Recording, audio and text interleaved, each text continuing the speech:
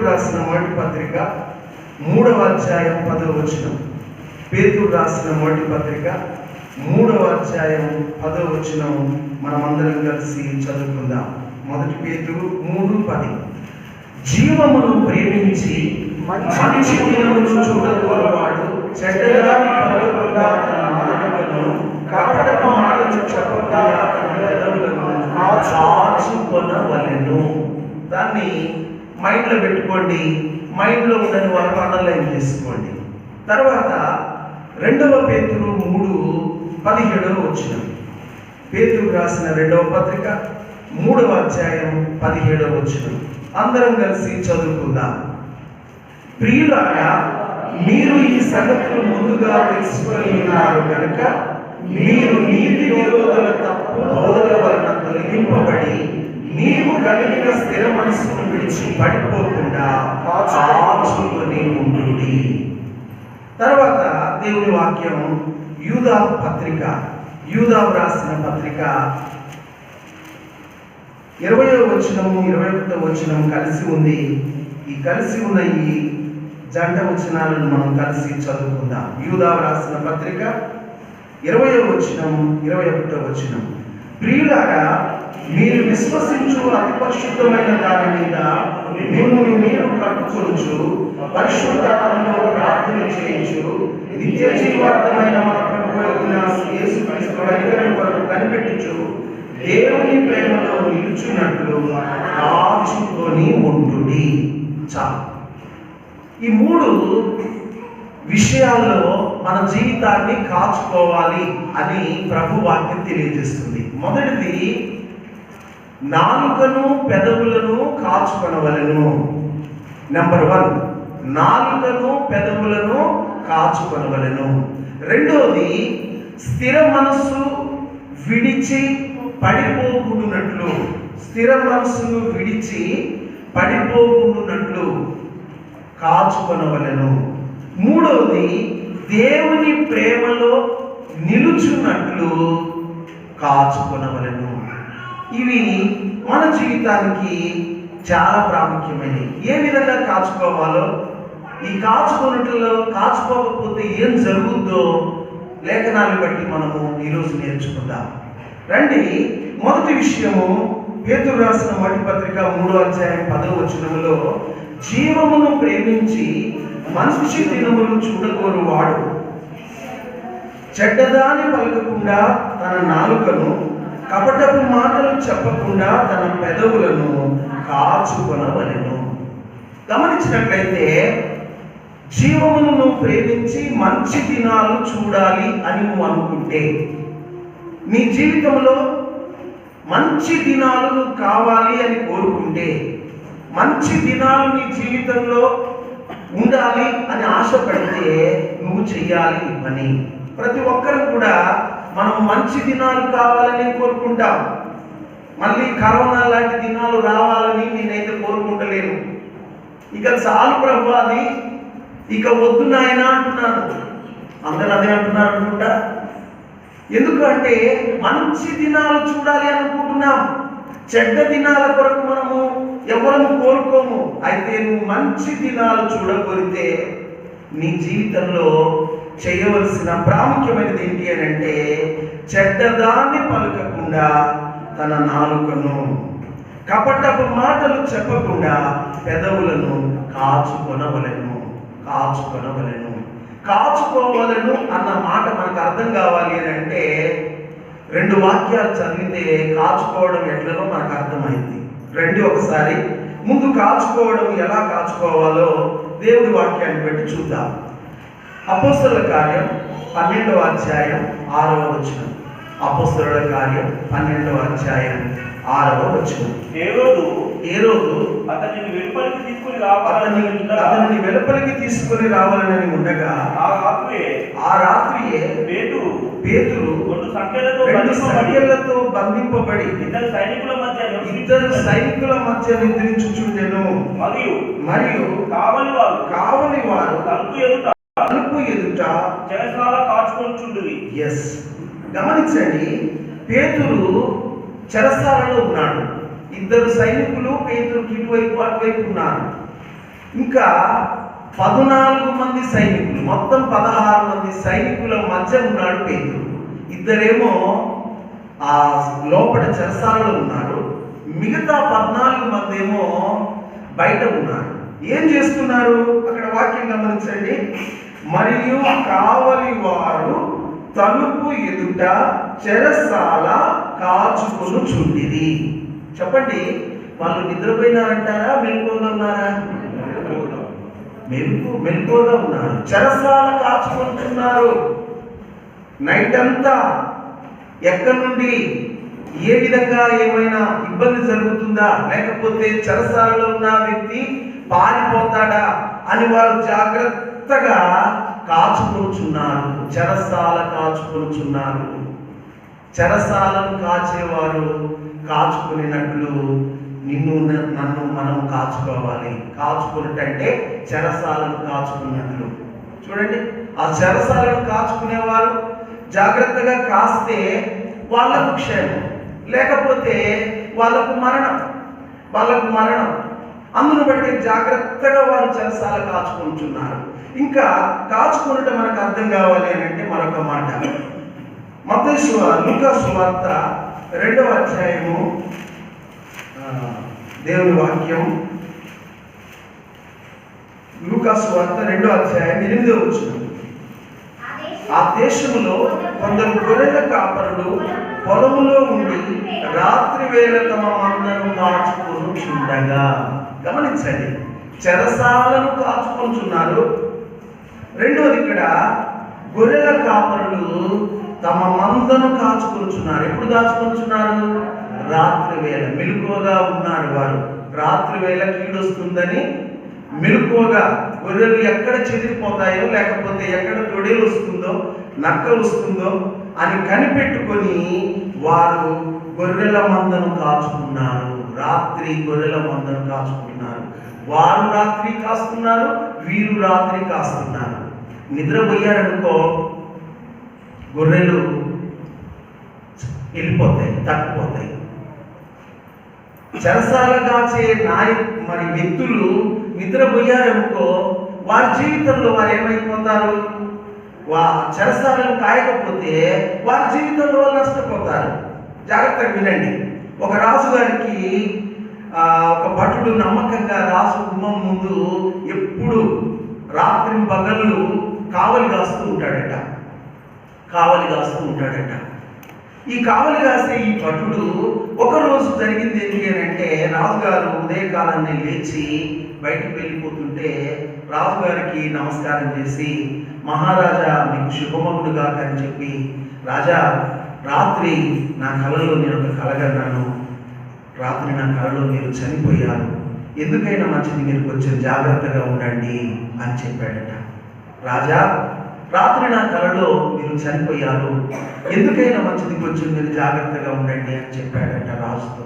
ఆ రాజుగారు బయటికి పోయి లోపలికి వచ్చేసి తర్వాత ఎమ్మటే ఆ సైనికుని ఉద్యోగం నుండి తొలగించి వేశాడట. చెప్పండి, ఎందుకు ఉద్యోగం నుండి అతన్ని తొలగించినట్లు? ఎస్, రాత్రి నా కలలో, చూడండి, కలగన్నాడు అంటే వీడు ఏం చేశాడు? నిద్రపోయాడు. నీవు కావలసిన వాడవు నిద్రపోతే రాజు ఎలా క్షేమంగా ఉండగలుగుతాడు? అందును బట్టే నిద్రపోయేవాడు నాకు అవసరం లేదు, కావలి కాసేవాడే నాకు కావాలని అతన్ని తొలగించి వేశాడు. కాబట్టి నీ జీవితంలో నువ్వు కాచుకోగలిగితే నీకు క్షేమం, నువ్వు కాచుకోలేకపోతే నీకు క్షేమం ఉండదు. నువ్వు కాచుకుంటే నీకు క్షేమం. ఎలా కాచుకోవాలి అని అంటే, గొర్రెల మందను కాచుకున్నట్లు, చెరసాలను కాచుకున్నట్లు ఇప్పుడు మనం కాచుకోవాలి. మెలకువగా ఉండాలి. కాకపోతే ఇవి మన దగ్గరనే ఉన్నాయి. మన దగ్గరనే ఉన్న వాటినే కాచుకోవాలి. వాళ్ళు చెరసాల కాచుకున్నారు, చెరసాల ముందున్నారు, చెరసాల వాళ్ళ ఎదురుగా ఉంది, వాళ్ళు కాచుకున్నారు. గొర్రెలు కూడా వాళ్ళ ఎదుట ఉన్న గొర్రెలు కాచుకున్నారు. కానీ ఇప్పుడు నేను చెప్పిన 3 ఈ 3 నా దగ్గర ఉన్నాయి, నీ దగ్గర ఉన్నాయి, మన అందరి దగ్గర ఉన్నాయి. వీటిని మన దగ్గర ఉన్న వాటిని కాచుకోవాలి. కాబట్టి మొదటిది మనం గమనించినట్లయితే, మంచి దినాలు నువ్వు చూడాలి అని అనుకుంటే నీ జీవితంలో రెండింటి విషయాల్లో నువ్వు జాగ్రత్తగా కాచుకో అని చెప్తున్నాడు. ఒకటి ఏంటంటే, చెడ్డదాన్ని పలకకుండా నీ నాలుకను కాచుకో. చెడ్డదాన్ని పలకకుండా నీ నాలుకను కాచుకో. చూడండి, నాలుక ఉందండి మీకు? అందరికి ఉందా? నాకు కూడా ఉంది నాలుక, అందరికి ఉంది నాలుక. దేవుడు అంటున్నాడు, నీవు మంచి దినాలు చూడాలి అని అంటే నీ నాలుకను కాచుకో అంటున్నాడు. నాలుక దగ్గరికి వద్దా? నాలుకను కాచుకోవాలి. నాలుకను కాచుకోకపోతే నీ జీవితంలో చాలా నష్టపోతావు. ఎలాగో వాక్యాన్ని బట్టి చూద్దాం రండి. యాకోబు పత్రిక 3వ అధ్యాయము 5వ వచనం. అలాగుననే నాలుక కూడా చిన్న అవయవమైనను బహుగా అదిరిపడును. ఎంత కొంచెము నిప్పు ఎంత విస్తారమైన అడవిని తగులబెట్టును. నాలుక గమనించండి, ఇక్కడ నాలుక కూడా చిన్న అవయవమైనను బహుగా అదిరిపడును. అదిరిపడును అన్న కాడ నాలుగిచ్చి ఫుట్ నోట్స్ లో ఏమిచ్చాడంటే అతిశయపడును. చూడండి, మన శరీరంలో అతి చిన్న అవయవము నాలుక. దీనికి గర్వం ఎక్కువట. నాలుకకు ఏమి ఎక్కువట? గర్వం, అతిశయం ఎక్కువ. జాగ్రత్త, నీ నాలుక గర్వాన్ని ఎక్కువగా పలికేది, ఎప్పుడు గర్వంగా పలికేది ఈ నాలుక. చిన్న అవయవమే కానీ బహుగా అదిరిపడేది. ఇది గర్వం కలిగింది. ఈ నాలుక ఇది అగ్ని అని చెప్పాడు. అగ్ని. ఈ అగ్ని గురించి ఏం చెప్పాడు? కొంచెము నిప్పు పెద్ద అగ్ని తగలబెడుతుంది. నిప్పు కొంచెమే, నిప్పు కొద్దిదే. చూడండి, కొంచెమంత నిప్పు చాలదా పెద్ద అడిగిని తగలబెట్టడానికి? పెద్ద కాగడ కావాలా? అవసరం లేదు. చిన్న నిప్పు పెద్ద అడవిని తగలబెడుతుంది. అంటే నాలుక ఎలాంటిది? అగ్ని లాంటిది. అతిశయపడేది నాలుక ఎలాంటిది? అగ్ని లాంటిది. చాలా మంది నాలుకతో కొన్ని కుటుంబాలనే కాల్ చేస్తున్నారు. జాగ్రత్త, నీ నాలుకే అగ్ని. ఈ అగ్ని ఇంటింటికి నిప్పు పెడుతుంది. నాలుకతోటి కొండెములు చెప్పి అనేక కుటుంబాలు అగ్నిపాలై నాశనమైన కుటుంబాలు లేకపోలేదు లోకంలో. కాబట్టి నిప్పు నీ దగ్గర ఉంది, జాగ్రత్త. నిప్పు నీ దగ్గర ఉంది, జాగ్రత్త.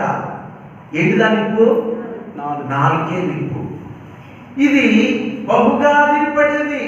చూడండి, సర్పమట, మృగ, పక్షి, జలచరములు అన్ని సాధువైనయట. సర్పము సాధువైందట. సర్పాన్ని తీసుకురావచ్చు, దాని కూరలు కూడా బీకి దానితో ఆటాడియచ్చు. సర్పాన్ని సాధు చేయొచ్చు.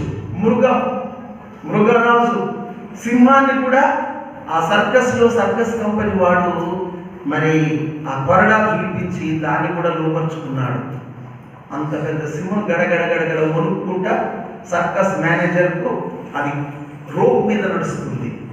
అది కూడా లోపడ్డది. మృగ, పక్షి కూడా లోపడుతుంది. పక్షులు కూడా మనము లోపరచగలుగుతున్నాం. ఇంకా జలచరాలు, నీళ్ళల్లో ఉన్న జలచరాలు అన్ని కూడా సాధు అయినాయట. కానీ ఏ నరుడును నాలుకను సాధు చేయలేడు. No man can tame tongue. ఏ వ్యక్తి కూడా నాలుకను సాధు చేయలేడు. జాగ్రత్త, నీ నాలుకే నీ జీవితంలో నీ నష్టానికి కారణమవుతుంది. నీ నాలుకను జాగ్రత్తగా కాచుకో అని దేవుని వాక్యం బోధిస్తుంది. అంతేకాదు, అదే యాకోబు పత్రిక 3:9 చూడండి ఒకసారి. యాకోబు పత్రిక 3:9. దీనితో తండ్రి అయిన ప్రభువును స్తుతింతుము, దీనితోనే దేవుని పోలికగా పుట్టిన మనుషులను శపింతుము. ఒక్క నోట నుండి ఆశీర్వచనమును శాపవచనమును బయలు వెళ్ళిన కదా. చాలు. చూడండి, నాలుక ఒక్కటే ద్వంద్వంగా పనిచేస్తుంది, రెండు విధాలుగా పనిచేస్తుంది నాలుక. ఈ నాలుక ఒకటే, కానీ ఈ నాలుకతోనే మనము దేవుని పోలికగా పుట్టిన నీ తోటి వారిని, నీ పొరుగు వారిని, నీ పక్కింటి వారిని నువ్వు శపిస్తావు. మళ్ళీ ఇదే నాలుక ఆదివారం దేవుని స్తుతిస్తుంది. చూడండి ఎంత భయంకరం. నీ తోటి వారిని, నీ పొరుగు వారిని ఇదే నాలుకతో శపిస్తున్నావు, దూషిస్తున్నావు. మళ్ళీ అదే నాలుకతో ఇక్కడ ప్రభువును ఆరాధన చేస్తున్నావు. ఇది ఏంటి? ఒక్క నీటి బుగ్గలో నుండి చేదు నీళ్లు, తీయటి నీళ్లు ఊరుతాయా? అలాంటప్పుడు నీ నాలుక రెండు విధాలుగా పనిచేసేది. జాగ్రత్త. దీన్ని నువ్వు కాచుకోకపోతే ఈ నాలుకను బట్టి నీ జీవితంలో కష్టాలు కొని తెచ్చుకుంటావు, ఇబ్బందులను కొని తెచ్చుకుంటావు. అందుకొరకే చెడ్డదాన్ని పలకకుండా నీ నాలుకను కాచుకోమంటున్నాడు. తర్వాత కపటపు మాటలు చెప్పకుండా పెదవులు. చూడండి, ఈ నాలుక పెదవులు మాట్లాడడానికి ఉపకరించాయి. ఇవి మన దగ్గరనే ఉన్నాయి. దీన్ని మనం కాచుకోవాలి. ఇది ప్రమాదకరమైంది అని ప్రభు వాక్యం తెలియజేస్తుంది. చాలా మంది నాలుకను పెదవులను కాచుకోకుండా మేము భక్తి గలవారని అనుకుంటున్నారు. ఇటువంటి వారికి కూడా యాకోబు పత్రిక చెంప పెళ్ళు మరి కొట్టినట్టు అనిపిస్తుంది. యాకోబు పత్రికలోని మాటలు చూడండి, పల్ల చెంప మీద కొడితే అట్లా అనిపిస్తాయి యాకోబు పత్రికలోని మాటలు. ఒకసారి చూడండి, 26వ వచనం, 1:26. ఎవడైనను నోటికి కళ్ళెము పెట్టుకొనక హృదయమును తన హృదయమును మోసపరుచుకొనుచు భక్తి గలవాడు అనుకునే ఎడల వాని భక్తి వ్యర్థమే. నోటికి కళ్ళెం పెట్టుకోకుండా భక్తి గలవాడనని అనుకునే ఎడల వారి భక్తి వ్యర్థమే. నీ నోటికి కళ్ళెం లేదు, విచ్చలవిడిగా మాట్లాడుతున్నావు, నోటికి ఏదొస్తే అది మాట్లాడుతున్నావు. నోటికి కళ్ళెము లేనివాడా, నువ్వు దేవునికి పనికిరావు. ఎవడైనా నోటికి కళ్ళెం పెట్టుకోకుండా నేను భక్తి గలవాడనని అనుకునే ఎడల వారి భక్తి వ్యర్థమైన భక్తే. నీ జీవితంలో నీ నోటికి కళ్ళెం ఉందా? నోటికి కళ్ళెం లేకుండా నువ్వు భక్తి గలవాడవు కాలేవు. నీ మాటలు ఎలా ఉన్నాయి? నీ పలుకు ఏ విధంగా ఉంది? కాబట్టి నోటికి నీ నాలుకను కాచుకొని ఎందుకు చెప్పినాడంటే దీన్ని బట్టే చెప్పాడు. ఇది నువ్వు కాచుకోగలిగితే నీ జీవితంలో నువ్వు భక్తి గలవాడవుగా ఉండగలుగుతావు. తర్వాత సామెతల్లో మరొక 2 మాటలు ఉన్నాయి, దాన్ని చూసుకొని మనం ముందుకు పోదాం. రండి, సామెతల గ్రంథం 12వ అధ్యాయం 3వ వచనం. సామెతలు 12:3. భక్తి దీనత వలన ఎవరు స్థిరపరచబడరు. సామెతలు 13:3 చూడండి బాబు. తన నోరు కాచుకున్నవాడు తన్ను కాపాడుకును, ఊరకొనక మాటలాడువాడు తనకు నాశనం తెచ్చుకోను. చూడండి, చాలాసార్లు మనం అనుకుంటాం కదా, నాలుగేముంది సింపుల్ అనుకుంటాం, పెదవులేంది సింపుల్ అనుకుంటాం. కానీ ఇది తెచ్చే ప్రమాదం చాలా ఉన్నది. సామెతలు 13:3లో ఏమంటున్నాడు? నాలుక, మరొకసారి చదవండి. సామెతలు 12:13. తన నోరు కాచుకున్నవాడు తన్ను కాపాడుకును, ఊరకొనక మాట్లాడువాడు తనకు నాశనము తెచ్చుకును. అంటే ఊరకొనక మాట్లాడేవాడు నాశనాన్ని తెచ్చుకుంటాడు. ఇది నా మాట కాదు, జ్ఞాని సొలొమోను చెప్తున్న మాట. కొంతమంది నోరు ఉంది కదా అని ఒకటే రన్నింగ్ కామెంట్ లాగా మాట్లాడుతుంటారు. మంచిది కాదది. ఎందుకంటే నోరు ఉంది మాట్లాడడానికే, కానీ మాట్లాడే మాటలన్నీ యథార్థతలే రావు. విస్తారమైన మాటలలో దోషము మానదు. తన పెదవులు మూసుకొనివాడు బుద్ధిమంతుడు. కాబట్టి తక్కువ మాట్లాడడం నేర్చుకో. ఇది భక్తిలో చాలా ప్రాముఖ్యం. తర్వాత అంటాడు, వాక్యములో తన నోరు కాచుకున్నవాడు తను కాపాడుకొను. నోరు కాచుకుంటే నువ్వు కాపాడుకుంటావు. నోరు మాట్లాడుతుంటే, నోరేమో బాగా విస్తారంగా మాట్లాడుతుంటే వీపట నోటిని బతిలాడుతుంటదట. ఏమని, నీదేం పోయింది నాయనా, నువ్వేమో ఇట్లా వస్తే అట్నే మాట్లాడుతుంటావు, నాకున్నది దెబ్బలు, కాబట్టి ప్లీజ్ ప్లీజ్ కొంచెం ఆగవా అని వీపట దేని బతిలాడుతుందట, నోటిని బతిలాడుతుందట. ఇవదేమైంది, ఇది మాట్లాడుతుంది కానీ ఏది బతుకుతుంది, వీపు దెబ్బలు. అందుకొరకే నోరు కాచుకుంటే నిన్ను కాచుకుంటావు, నోరు కాచుకోకపోతే నిన్ను కాచుకోలేవు. జాగ్రత్త. తర్వాత సామెతలు 21 దేవుడి వాక్యంలో మరొక మాట నోటిని గురించి మనం చూద్దాం. సామెతల గ్రంథం 21:23 వచనం. నోటిని నాలుకను భద్రము చేసుకున్నవాడు శ్రమల నుండి తన ప్రాణమును కాపాడుకొనును. నోటిని నాలుకను ఏం చేసుకోవాలట, భద్రం చేసుకో. నోటిని నాలుకను భద్రం చేసుకో. నువ్వు భద్రం చేసుకుంటే శ్రమల నుండి నీ ప్రాణాన్ని కాపాడుకుంటావు.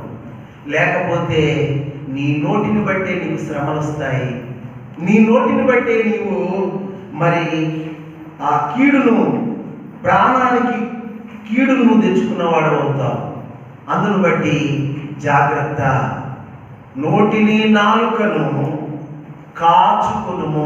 కాచుకుంటే నువ్వు మంచి దినాలను చూస్తావు, చెడ్డ దినాలు కాదు, మంచి దినాలను చూస్తావు. నీ నోటిని బట్టి నీ జీవితంలో నీ యొక్క మంచితనం ఆధారపడుతుంది. నోరు మంచిదైతే ఊరు మంచిది అనట. ఊరు చెడ్డదైంది అని అంటే ఊరు చెడ్డది కాలే, ముందు నీ నోరు చెడ్డదైంది కనుకనే నీ ఊరు చెడ్డదైంది. నీ నోరు మంచిదైతే ఊరు మంచిది అవుతుంది. అందును బట్టి సింపుల్, చాలా చిన్న విషయమే కానీ దీన్ని నువ్వు కాచుకోగలగాలి. చూడండి, మాట్లాడకుండా నేను ఉండలేను, మాట్లాడాల్సిందే. ఇప్పుడు నేను మాట్లాడుతున్న మాటలు కూడా జాగ్రత్తగా మాట్లాడాల్సిందే. నోరుంది కదా అని ఏది పడితే అది మాట్లాడడానికి వీలు లేదు. ఎందుకు అనంటే మన జీవితంలో నోటిని నాలుకను భద్రం చేసుకోకపోతే చెడ్డ దినాలను చూస్తావు, నీకు నీవే కీడు తెచ్చుకుంటావని బైబిల్ వాక్యం తెలియజేస్తుంది. కాచుకోవలసింది నాలుకను, పెదవులను కాచుకొనుము, అప్పుడు నీకు మేలు కలుగుతుంది, మంచి దినాలు నీ జీవితంలో చూస్తావని దేవుడు తెలియజేస్తున్నాడు. రెండవది, కాచుకోవలసిన రెండవ దాన్ని మళ్ళీ మనం చూద్దాం. రండి, పేతురు రాసిన 2వ పత్రిక 3వ అధ్యాయం 17వ వచనం. ప్రియులారా, మీరు ఈ సంగతులు ముందుగా ఎరుగుదురు కనుక మీరు నీతి విరోధుల తప్పుడు బోధల వలన తొలగింపబడి మీకు కలిగిన స్థిర మనసు విడిచి పడిపోకుండా కాచుకొని ఉండుడి. గమనించండి, మీకు కలిగిన స్థిర మనస్సు, మీకు కలిగిన స్థిర మనస్సు. స్థిర మనస్సు అంటే ఏంటి? ఖచ్చితంగా ఉండే మనస్సు. ఖచ్చితంగా నా మనస్సు ఉందనుకో, అది స్థిర మనస్సు. స్థిర మనస్సు విడిచి పడిపోయే పరిస్థితి ఉంది, జాగ్రత్త. స్థిరమైన మనస్సు విడిచి పడిపోయే అవకాశం ఉంది కనుకనే నీ స్థిర మనస్సు విడిచి పడిపోకుండా కాచుకొని ఉండుడి అని చెప్తున్నాడు. ఓ సహోదరుడు చక్కగా మందిరానికి వచ్చేవాడు, బైబిల్ చదివేవాడు, ఆరాధన చేసేవాడు, దేవుణ్ణి ఎంతో ప్రేమించేవాడు, చక్కగా దేవుల్లో స్థిర మనస్సుతో వస్తూ ఉన్నాడు. కొద్ది కాలం తర్వాత ఏం జరిగింది అని అంటే స్థిర మనస్సు విడిచి పడిపోయాడు. మందిరానికి రావడం బంద్ చేశాడు. ప్రార్థన లేదు, వాక్యం లేదు, దేవుని సహవాసం లేకుండా పోయింది. కారణం ఏమిటి అని అంటే తన జీవితంలో ఇంతకు ముందు స్థిర మనస్సు ఉంది, ఇప్పుడు ఆ స్థిర మనస్సు ఏమైపోయింది? విడిచి, ఆ స్థిరమైన మనసును విడిచి పడిపోయాడు. కాబట్టి స్థిరమైన మనసు నిన్ను విడిచిపెట్టే అవకాశం ఉంది, జాగ్రత్త. నువ్వు అనుకోవచ్చు, నేను బాగా ప్రార్థన చేస్తున్నాను, నేను బాగా మందిరానికి పోతున్నాను, నేను దేవునిలో బలంగా ఉన్నాను, మంచిది, దేవునికి స్తోత్రం, నువ్వు అలాగే ముందుకు గాక అని నేను అంటాను సేవకుడిగా. దేవుడు కూడా అలాగే కోరుకుంటున్నాడు. కానీ అపవాది ఉన్నాడు, జాగ్రత్త. వాడు నీ స్థిర మనస్సును విడిచిపెట్టి పడిపోయేటట్లు చేస్తాడు. నీ స్థిర మనస్సును విడిచిపెట్టకుండా ఉంటే నిలబడతావు, కానీ స్థిర మనస్సు విడిచి పడిపోయే అవకాశం ఉంది కనుక కాచుకొని ఉండుడి అని దేవుడి వాక్యం తెలియజేస్తుంది. స్థిర మనస్సు విడిచి పడిపోవడానికి గల కారణం ఏమిటి గమనించండి. వాక్యాన్ని బట్టి నేను చూపిస్తాను. క్రైస్తవునికి ఇద్దరు శత్రువులు ఉంటారు. ఒక శత్రువు బయట ఉంటాడు, మరొక శత్రువు లోపల ఉంటాడు. బయట ఉన్న శత్రువు కంటే లోపల ఉన్న శత్రువే ప్రమాదం. చాలాసార్లు బయట శత్రువులను చూసి మనం అనుకుంటాం కదా, వారు నన్ను చంపుతారు, వాళ్ళు అదేదో ఇదేదో చేస్తారు అని చాలా భయపడుతుంటారు. కానీ బయటి శత్రువు ప్రమాది కాదు. మోస్ట్ డేంజర్, అత్యంత ప్రమాదకారి లోపటి శత్రువు. బయట శత్రువు ఎవరో చెప్పను.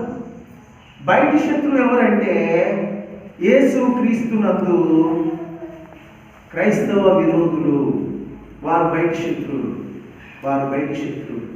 వారు నీకు ఏదో ఒక రకంగా మరి దేవునికి వ్యతిరేకంగా నిన్ను అడ్డగించడానికి ప్రయత్నం చేయొచ్చు. ఆ శత్రువు పెద్ద ప్రమాదకారి కాదు, కానీ ఇంకొక శత్రువు లోపలనే ఉన్నాడు.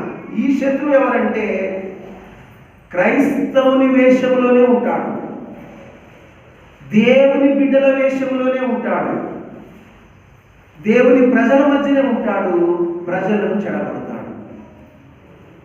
అబద్ధ బోధకులు.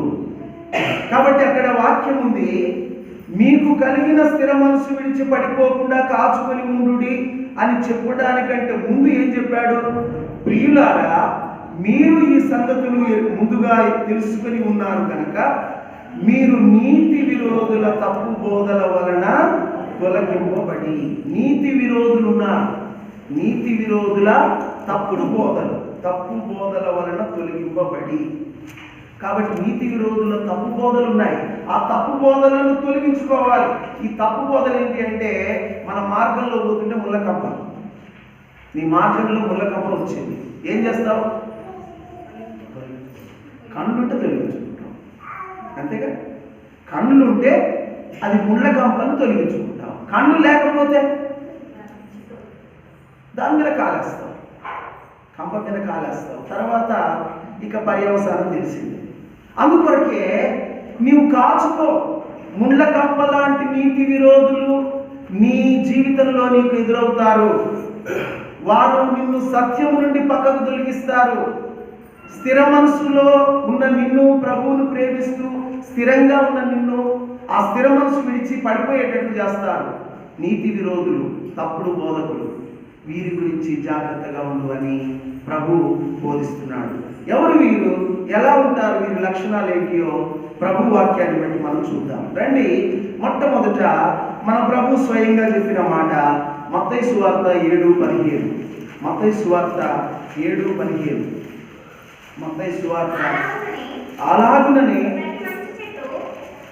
మత్తయి సువార్త 7:15 వచ్చినంత అబద్ధ ప్రవక్తలను గురించి జాగ్రత్త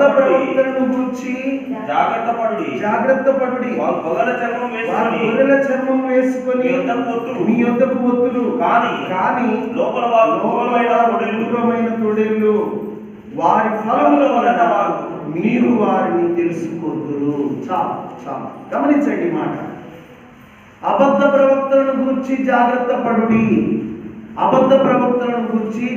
పడుడి. Beware of false prophets. చెడ్డ అబద్ధ ప్రవక్తలను గురించి మీరు జాగ్రత్త పడండి. ఎందుకంటే వీళ్ళు ఎలా వస్తున్నారు? గొర్రెల చర్మము వేసుకొని మీ యొద్దకు వత్తులు, కానీ లోపల ఏంటట? క్రూరమైన తొడేళ్ళు. చూడండి, ఈ తొడేలు ఏం చేస్తుంది అని అంటే, గొర్రెలను చెదరగొట్టడానికి తొడేళ్ళలాగా రావట్లేదు. తొడేళ్ళలాగా వస్తే గొర్రెలు ఉంటాయా? గొర్రెలను చెదిరిపో. సాతానుడు ఎంత నాటో తెలుసా? ఎంత కన్నిందో తెలుసా? నీకు తెలవకుండానే నిన్ను మోసం చేస్తాడు. ఆ తర్వాత కన్ను తెలవబడుతాయి. ఆ తర్వాత అరే నేను పప్పులో కాలేసానే అనిపిస్తుంది. నీకు తెలవనంత విధంగా నిన్ను కన్నింగ్ చేయగలడు వాడు. ఎలా కన్నింగ్ చేస్తాడంటే, ఇతడు గొర్రె చర్మం వేసుకున్న తొడేలు, గొర్రె చర్మం వేసుకున్న తొడేలు గొర్రెల మందలో చేరింది. అందరు ఏమనుకుంటున్నారు? ఈ తొడేలు చూసి ఏమనుకుంటున్నారు? ఇది గొర్రె అనుకుంటున్నారు. గొర్రె కాదు, ఇది తొడేలు. రోజు ఒకటి మిగుతుంది. ఇది అబద్ధ తొడేలు, అబద్ధ బోధకుడనే తొడేలు లోకంలో చాలా మంది ఉన్నారు. యేసుక్రీస్తు సువార్తకు వ్యతిరేకులు, ఆదివారం ఆరాధనకు వ్యతిరేకులు, అసలు యేసే దేవుడు కాడు అని చెప్పే వాళ్ళు కొంతమంది, యేసుక్రీస్తు ఇంకా రాలేదు, ఆయన శిలువ మీద చనిపోలేదు అని చెప్పే కొంతమంది, అసలు యేసు ప్రభులోనే రక్షణ కాదు, యెహోవా నామమున రక్షణ ఉన్నది అని చెప్పే బోధకులు కొంతమంది.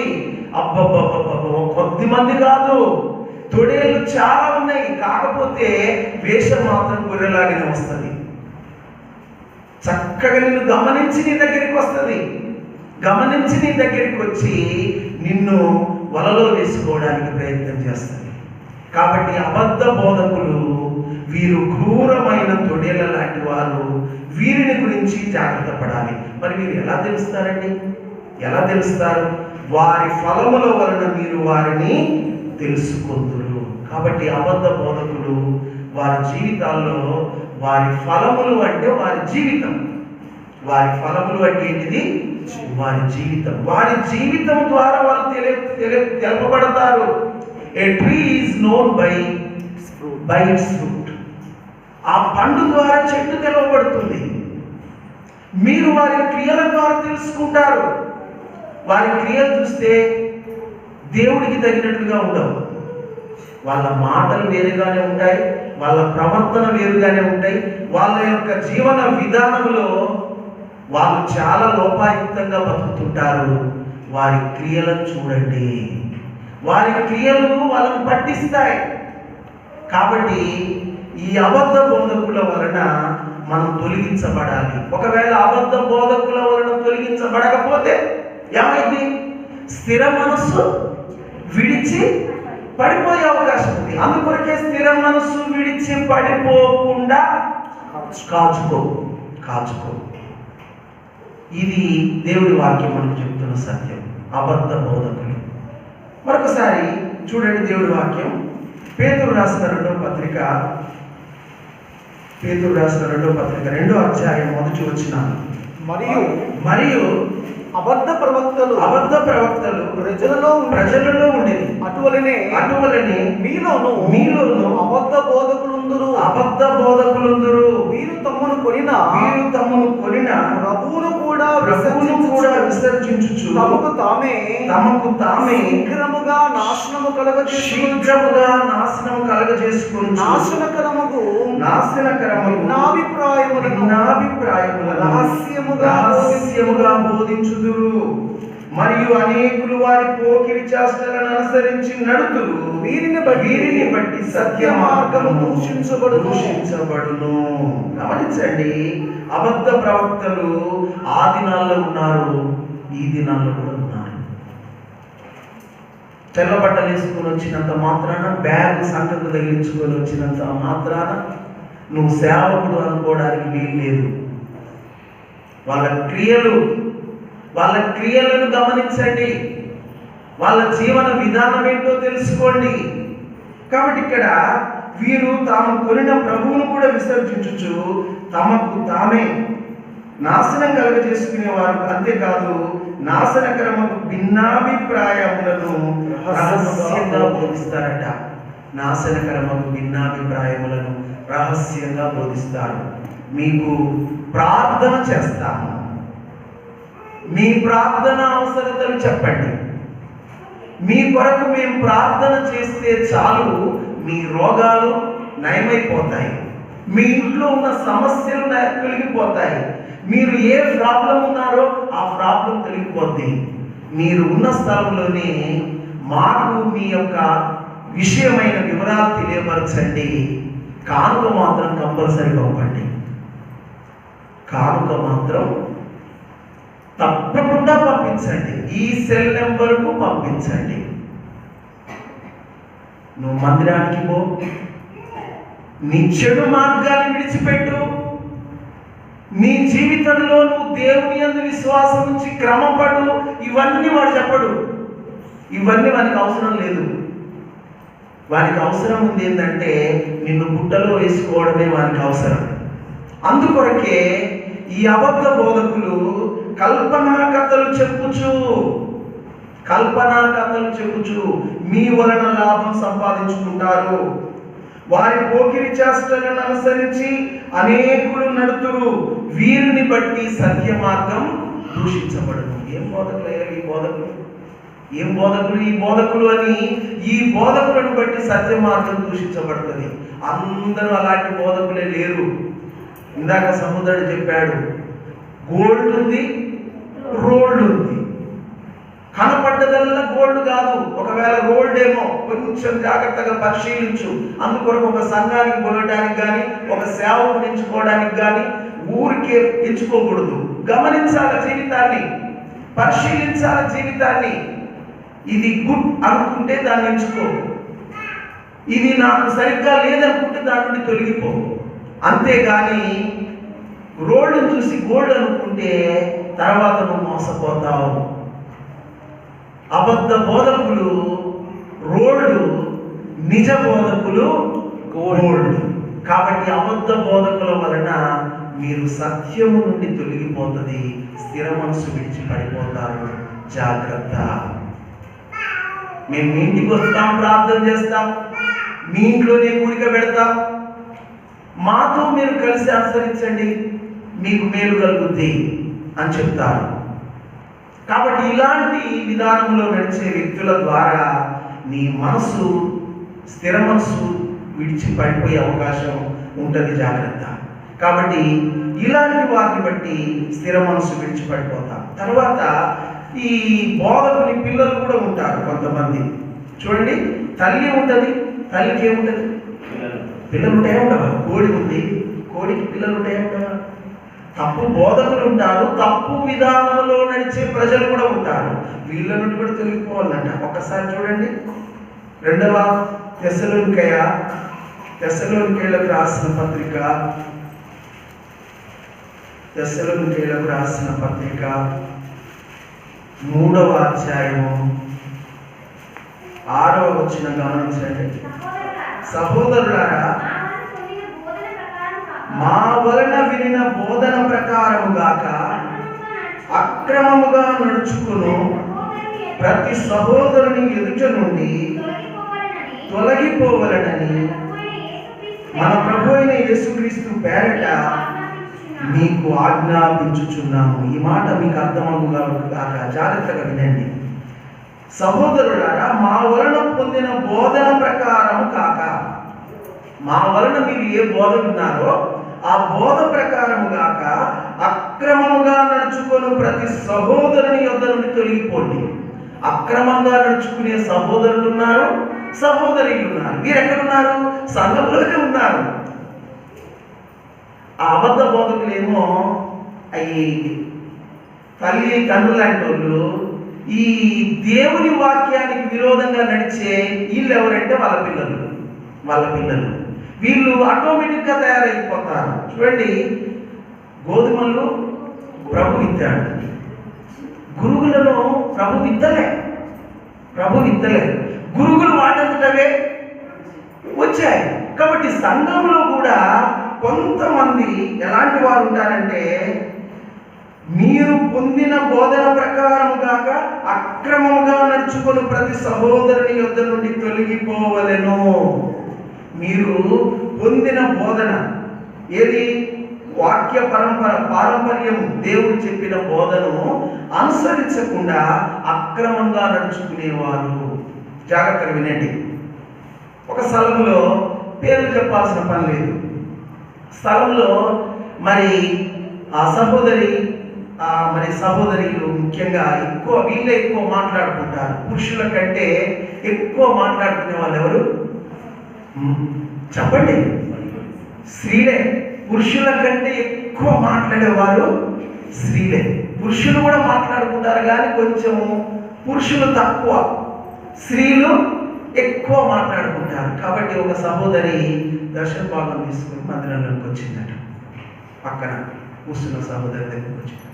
వచ్చిన తర్వాత అక్క మరి దేవుడు నాకు ఈరోజు దర్శన భాగం ఇవ్వమని ప్రేరేపణ చేశాడు, ఆ దర్శన భాగం తీసుకొని కానుకగా వేయడానికి వచ్చాను అని పక్కన చెప్పిందట. అట్టనా అని ఈమె ఉండి అంటుందట. ఎందుకంటే ఈమె దర్శన భాగం ఇచ్చేది కాదు. ఎంత ఇస్తున్నావు ఏంటి అన్నమాట. ఎంత ఇస్తున్నానంటే 4,000 రూపాయలు. మా ఆయనకు 40,000 వస్తాయి. మా ఆయనతో మాట్లాడాను, ప్రభు మనం దీవిస్తాడండి, 4,000 కాకేస్తానని ఇచ్చాను. మా ఆయన సరిపోయాను ఇచ్చాడు, 4,000 తీసుకున్నాను. 4,000 అవసరమా? పక్కన అంటుందట 4,000 అవసరమా? అంత డబ్బు ఇవ్వాలనా? 4,000 అవసరం లేదులే కానీ అందులో 400 వేసేరాదా అని చెప్పిందట. 4,000 అవసరం లేదు కానీ ఎంత ఏమన్నదట? 400 వేసేమన్నదట. ఏ పిల్లలు? అపవాది పిల్లలు. వాక్య క్రమానికి లోబడరు వీళ్ళు. వాక్యం ప్రకారం నడుచుకోవడానికి వీళ్ళకు ఎంత మాత్రం మనసు ఉండదు. పక్క వాళ్ళను కూడా చెడగొడతారు. వాళ్ళు వాక్య ప్రకారం నడవరు, నడిచే వారిని నడవనివ్వరు. ఇలాంటి వాళ్ళు మందిరానికి పోతున్నావా? ఎంతైతే ఉంటాయేమో 10 అవుతుంది, ఇంకా పావుగంటలో నేను మందిరానికి పోతా అని ఆ సహోదరి సిద్ధపడుతుందట. ఆమె ఉంటున్నదట కదా, ఇంత పొద్దుగాల పోయి ఏం చేస్తావు, ఇంత పొద్దుగాల పోయి ఏం చేస్తావు, ఇంకా పావుగంట ఉంది, నేను కొంచెం కూర తాలింపు వేసేది ఉంది, ఆ తర్వాత వస్తానులే, కొద్దిగా ఆగనదట. కూసే గాడిదట మేసే గాడిద చెడగొట్టింది అన్నట్టు ఈమె తాలింపు వేసిందట. ఈ తాలింపు కాస్త ఆలస్యమైంది, ఆమె ఆగిపోయింది. పాపం ఆమె సిద్ధపడ్డది, ఆమె ఆగిపోయింది. అంతా ఇద్దరు కలిసిపోయేసరికల్లా ఆరాధన వర్తమానమే అయిపోయింది. ఇక ఆరాధన ప్రభువా నీకు స్తోత్రం అన్నట్లు ప్రభుని ఆరాధన చేస్తున్నారు. జాగ్రత్త. దేవుని క్రమము అనుసరించని వాళ్ళంతా, దేవుని యొక్క నామాన్ని మహిమపరచని వాళ్ళంతా తప్పులో ఉన్నారు. ఎప్పుడు దిద్దుకుంటావు? నీకు స్థిర మనసు ఎప్పుడు వస్తుంది? నిన్ను చూసిన వారు ఏం నేర్చుకుంటారు? నిన్ను అనుసరించే వారు ఏం ఫాలో అవుతారు? నిన్నే ఫాలో అవుతారు కదా. అదే దాని అర్థం.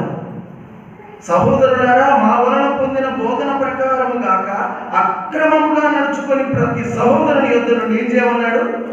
తొలగిపోండి. అమ్మ నువ్వు తాళం వేసుకుంటా ఉండు, మంచినట్టనే ఉండు తల్లి, నేను మాత్రం వెళ్తాను. లేదు, నా దేవుని వాక్యం సెలవిచ్చింది, నా దేవుడు సెలవిచ్చాడు, 10వ భాగము యెహోవా సొమ్ము. అయినా నేను నా 10వ భాగం ఇస్తున్నది మనుషునికి కాదు. మరి ఎవరికి ఇస్తున్నావు? మనుషునికి కాదు నువ్వు ఇచ్చేది, దేవునికి ఇస్తున్నావు. దేవుడు నీకు ప్రతిఫలం ఇస్తాడు. కాబట్టి వాక్యమును పక్కకు మిస్గైడ్ చేసే వాళ్ళు వీళ్ళు సంఘాలలో, ప్రతి సంఘంలో కూడా ఉంటారు. జాగ్రత్త. ఇలాంటి వాళ్ళ నుండి కూడా నువ్వు తొలగిపోవాలి. లేకపోతే ఏమవుతావు? స్థిర మనస్సు విడిచి పడిపోయే అవకాశం ఉంది. జాగ్రత్త. కాబట్టి మీరు తప్పు బోధల వలన, తప్పుడు వ్యక్తుల విధానం చూచుట వలన మీరేమైపోతారంటే మీకు కలిగిన స్థిర మనస్సు విడిచి పడిపోయే అవకాశం ఉంది. మీరు స్థిర మనస్సు విడిచి పడిపోకుండా కాచుకొని ఉండుడి, కాచుకోండి. ఎక్కడ నన్ను సత్యము నుండి తప్పించడానికి సాతాను నన్ను వలవేస్తున్నాడు అని గమనించాలి. దేవుడి వాక్యం ఏం చెప్తుంది, దాని ప్రకారం నేను చేస్తా. ఇది మన విధానం అయితే మన జీవితంలో మనం స్థిర మనసు విడిచి పడిపోకుండా ఉంటాం. మనసుకు ఒక పెద్ద అలవాటు ఉంది. ఏంటిదా మనసుకున్న అలవాటు అంటే, ఈ మనస్సు మనల్ని పరిగెత్తేటట్టు చేస్తుంది కదా. మన మనుషులు ఇక్కడ ఉండొచ్చు, ఇక్కడ ఉన్న వాళ్ళలో మీ మనసులు కొంతమంది మనసులు మాత్రం ఇంటికాడ ఉండొచ్చు. మనసులేమో ఇక్కడ ఉండొచ్చు. మనసులు ఎక్కడ ఉండొచ్చు? ఇంటి దగ్గర ఉండొచ్చు, పొలం దగ్గర ఉండొచ్చు. ఈ మనసుకున్న అలవాటు ఏంటంటే దేవుళ్ళో స్థిరంగా ఉండే మనసు ఒక్కసారిగా స్థిర మనసు విడిచిపోద్ది. ఆ మనసు ఏమైపోద్దంటే ప్రార్థన చేసే మనసు ప్రార్థన చేయదు. దేవుని వాక్యం చదివే మనసు వాక్యం చదవదు. దేవుని మీద ఆశతో పరిగెత్తే వారు ఒక్కసారిగా ఆగిపోతారు. ఎందుకంటే ఈ మనస్సు చంచలిస్తుంది. అందుకొరకు పట్టణం పట్టుకోని వానికంటే చెప్పండి, తన మనస్సును స్వాధీనపరుచుకున్నవాడు గొప్పవాడు, శ్రేష్ఠుడు. కాబట్టి పట్టణం పట్టుకోవడం కాదు, నీ మనసును పట్టుకో. నీ మనస్సు దేవుని యందు స్థిర మనసు కలిగి దాన్ని దేవుళ్ళో కొనసాగించుకో. పక్క వాళ్ళని చూడవాకు, లోకస్తులను చూడవాకు. లోకస్తులు వాళ్ళు దేవుని భక్తి లేరు, అయినా వాళ్ళు వర్ధిల్లుతున్నారు. నేను దేవుని విశ్వాసం కలిగి కూడా ఏమి వర్ధిల్లలేకపోతున్నాను అని పక్క వాళ్ళని చూడవాకు. నువ్వు ప్రభు వైపు చూసి నడుచుకోగలిగితే నువ్వు స్థిర మనసును విడిచి పడిపోకుండా కాచుకోగలుగుతావు. ఇది రెండవది, కాచుకోవలసినది. స్థిర మనసు విడిచి పడిపోకుండా కాచుకోనడి. మూడో విషయం చూసుకొని మనం ముగించుకుందాం రండి. మూడో విషయం యూదా రాసిన పత్రిక యూదా పత్రిక ఒకటే అధ్యాయం చదవండి, 20-21. ప్రియులారా, మీరు విశ్వసించు అతి పరిశుద్ధమైన దాని మీద మిమ్మును మీరు కట్టుకొనుచు పరిశుద్ధాత్మలో ప్రార్థన చేయించు నిత్య జీవార్థమైన మన ప్రభువుకి యేసుక్రీస్తు కనికరము కొరకు కనిపెట్టుచు దేవుని ప్రేమలో నిలుచున్నట్లు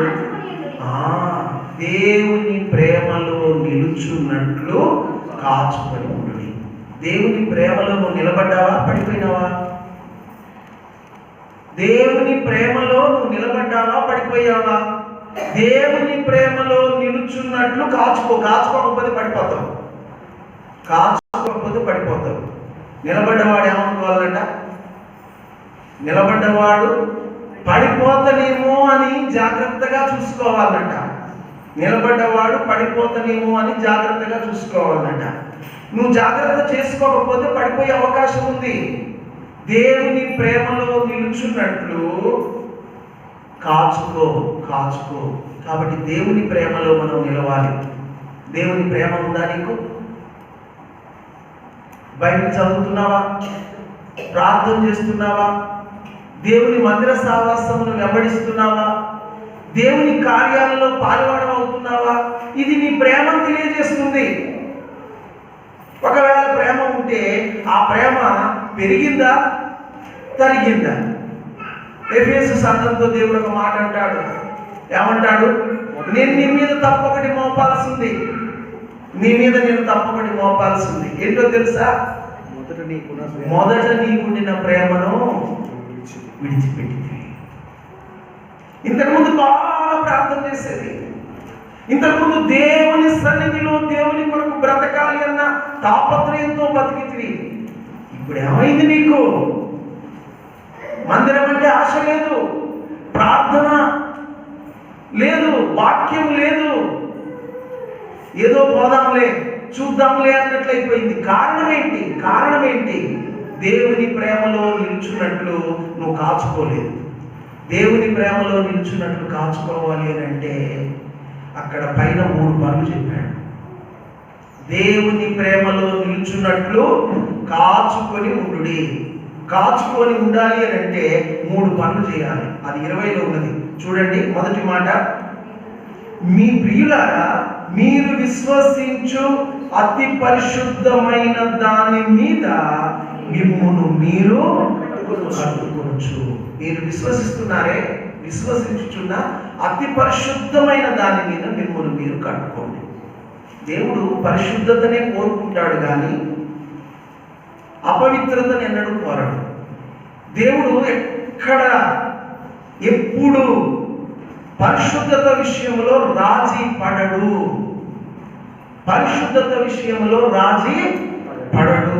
ప్రభువా, నేను ఈ పాపం మాత్రం చేసి వస్తాను నాయన, ఈ చిన్న పాపం చేస్తాను, తర్వాత మళ్ళీ నీ మందిరానికి వస్తాను, అవసరం లేదు, అవసరం లేదు. ఆయన రాజీ పడడు. పవిత్రత విషయంలో ఆయన ఎప్పుడు రాజీ పడడు. మీరు విశ్వసించు అతి పరిశుద్ధమైన దాని మీద మిమ్మల్ని మీరు కట్టుకోవాలి. మీ జీవితాన్ని కట్టుకోవాలి. ఎవరు కట్టుకోవాలి? మిమ్మల్ని మీరే కట్టుకోవాలి. దేని మీద కట్టుకోవాలి?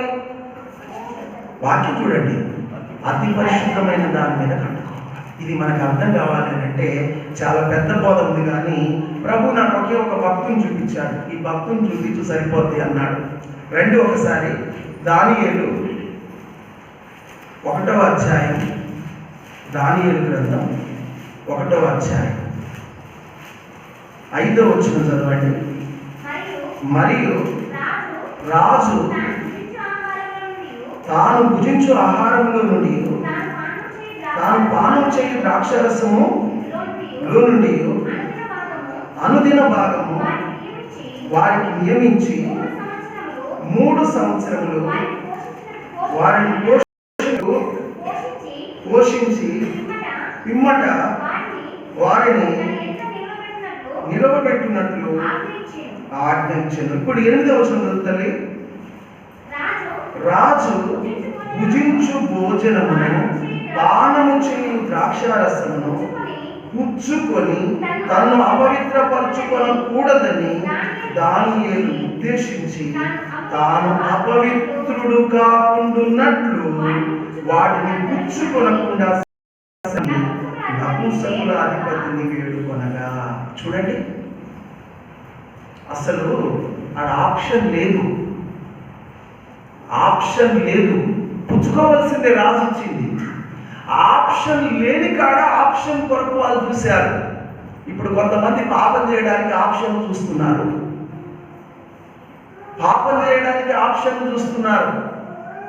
కానీ ఆప్షన్ లేదు అక్కడ. రాజు ఇచ్చే భోజనము తప్పనిసరి భుజించాలి, కానీ రాజు తినే భోజనము అది మరి విగ్రహారాధన సంబంధమైనది. రాజు విగ్రహ సంబంధమైన వాటిని బలిగా అర్పించి వాటిని భోజనం చేస్తాడు. అది రాజభోజనమే.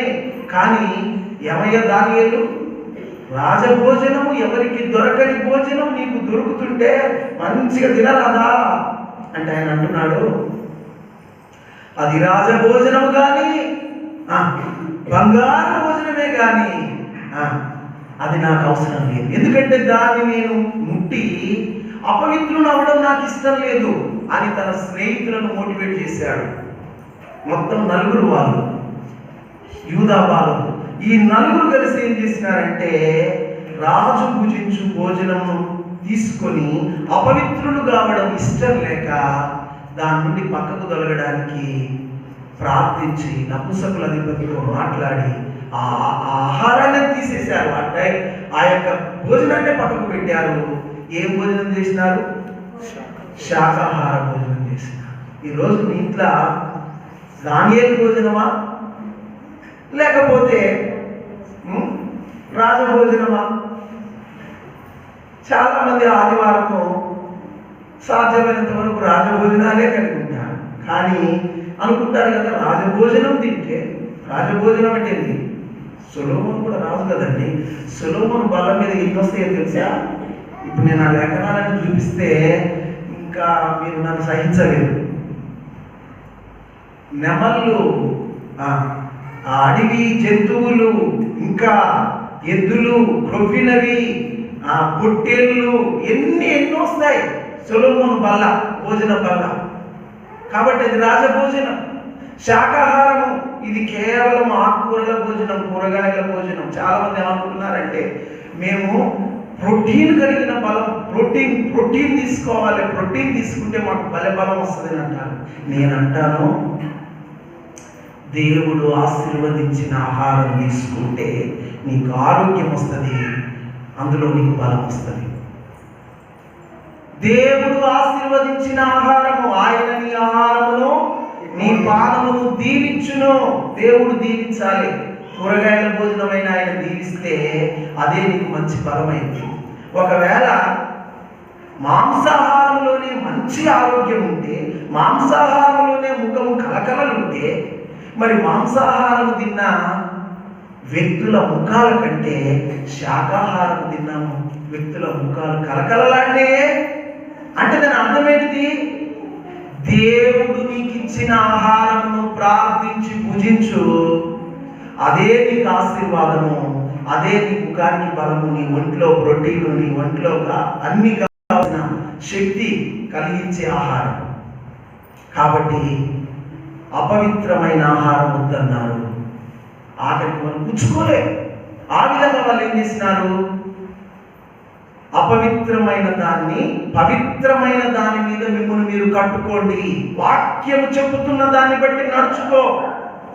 వాక్యం ఏం చెబుతుందో దాని ప్రకారం నువ్వు నడుచుకో. వాక్యాన్ని పక్కకు పెట్టి నీ సొంత ఆలోచన ప్రకారం పోవద్దు. అపవిత్రమైన దాన్ని భుజించడానికి అవకాశం ఉంది, భుజించకుండా దాన్ని పక్కకు తొలగించాడు దాన్ని. ఇలా నీ జీవితంలో పవిత్రమైన దాని మీద నువ్వు కట్టుకోగలిగితే నువ్వు దేవుని ప్రేమలో బ్రతుకుతావు. రెండోది ఏమన్నాడు? పరిశుద్ధాత్మలో ప్రార్థన చేయొచ్చు అన్నాడు. ఇది కూడా దానియేలే. పరిశుద్ధ జీవితము దానియేలే, పరిశుద్ధాత్మలో ప్రార్థన చేయడం కూడా దానియేలే. ఎందుకంటే దానియేలు గొప్ప ప్రార్థనా పరుడు. చూడండి, దానియేలు 6వ అధ్యాయం 10వ వచనం. దానియేలు 6:10. ఇట్టి శాసనం సంతకము చేయబడనని దానియేలు తెలుసుకునను. అతడు తన ఇంటికి వెళ్ళి ప్రకారము అనుదినము ముమ్మారు మోకాల్లోని తన ఇంటి పైగలి కిటికీలు యెరూషలేమునకు తెరవబడి ఉండగా తన దేవుని ప్రార్థన చేయించు ఆయనను స్తుతించుచు వచ్చెను. ప్రార్థన ఉంది, స్తుతి ఉంది. కాబట్టి దానియేలు ప్రార్థన ఎన్నడూ మానలేదు. దానియేలు ప్రార్థన ఎన్నడూ మానలేదు. రాజశాసనాలు అతని ప్రార్థనను ఆపలేదు. అతడు ప్రార్థనా జీవితము అనుదినము ముమ్మారు కలిగి ఉన్నాడు. 3 పూటల భోజనము చేసినాడో చేయలేదో చెప్పలేము, కానీ ముమ్మారు మాత్రం ప్రార్థన చేసినాడని దానియేలు గురించి బల్ల బుద్ధి చెప్పవచ్చు. ఇక మన గురించి చెబితే 3 సార్లు తినడం మాత్రం బల్ల బుద్ధి చెప్పవచ్చు. ముమ్మారు ప్రార్థన మాత్రం డౌటే. కాబట్టి పరిశుద్ధమైన జీవితము పరిశుద్ధాత్మలో ప్రార్థన చేయటం. పరిశుద్ధమైన జీవితం లేకుండా నువ్వు పరిశుద్ధాత్మలో ప్రార్థన చేయలేవు. అపవిత్రమైన విధానాల్లో నువ్వు నడిచి అపవిత్రమైన టీవీ సీరియళ్ళు పాడుపడేవన్నీ చూసి చూసి చూసి చూసి మోకరించి కళ్ళు మూసుకున్నావు అనుకో, ప్రార్థన వస్తుందంటారా? చూడండి, ఏమో మరి మీరేమో ఏమైనా అనుభవం, ప్రార్థన వస్తుందంటారా? అదే మైండ్లో తిరుగుతుంటుంది. నువ్వు మోకరిస్తావు కానీ అదే మైండ్లో తిరుగుతుంటుంది. ఆఖరికి ఆ మైండ్లో పోతావు, ఈ ప్రార్థన మైండే పోద్ది. జాగ్రత్త. నీవు దేని మీద కట్టుకుంటున్నావో దాన్ని బట్టే నీ జీవితంలో నీ మైండ్ కూడా పనిచేస్తుంది. నీ మైండ్ కూడా పనిచేస్తుంది. ఒక ఆయన పొద్దుదాము రోజు బట్టలు ఉతికేదట. రోజు నాకు పొద్దున లేస్తే బట్టలు ఉతికేదట. రాత్రి కూడా నిదట్లో ఇట్లా ఇట్లా ఇట్లా కొడుతుందట. వాళ్ళ ఆయన ఇట్లా ఇట్లా కొడుతుంది. ఏందే నన్ను కొడుతున్నావు ఏంటంటే లేచిన తర్వాత నాన్నండి నేను బట్టలు ఉతుకుతున్నానా, ఇక చాలే. పొద్దుగులు అదే పని, రాత్రి కూడా అదే పని చేస్తున్నాం. అవునండి, కాలంలో అలాగే ఉతుకుతున్నానని చెప్పింది. అంటే దాని అర్థమైంది, పొద్దుంతా చేసింది, రాత్రి తన మైండ్లో కూడా అదే ఉండిపోయింది. పరిశుద్ధ జీవితం లేకుండా అపవిత్రమైన జీవితం కలిగి నువ్వు పరిశుద్ధ ప్రార్థన ఏం చేస్తావు? పరిశుద్ధాత్మలో ప్రార్థన ఏం చేస్తావు? కాబట్టి పరిశుద్ధమైన దాని మీద నీ జీవితాన్ని కట్టుకో. అప్పుడు పరిశుద్ధాత్మలో ప్రార్థన చేయడానికి నీకు అవకాశం కలుగుతుంది. 3వ మాట ఏమంటాడు? చదవండి, అదే యూదా పత్రిక చివరి భాగం. నిత్య జీవార్థమైన మన ప్రభువుకు యేసుక్రీస్తు కనికరము కొరకు కనిపెట్టుచు. భలే ఓడండి, వాక్యం చాలా గొప్పది.